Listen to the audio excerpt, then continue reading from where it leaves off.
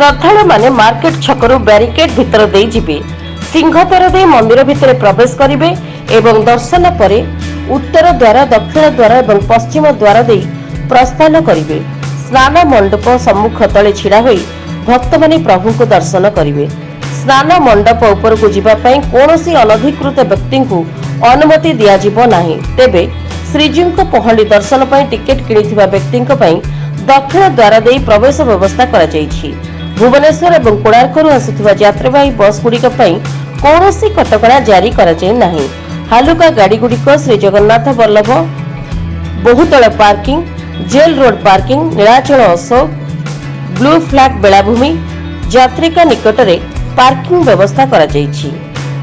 पुरीरू Laxmipriya Dev report, republic Odisha, साधारण लोकंक स्वर।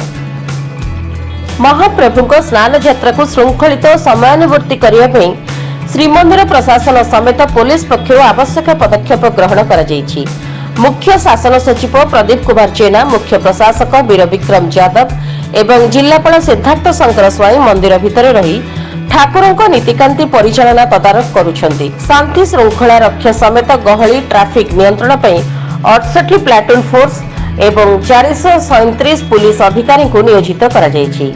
Bureau report, PS news Bharat.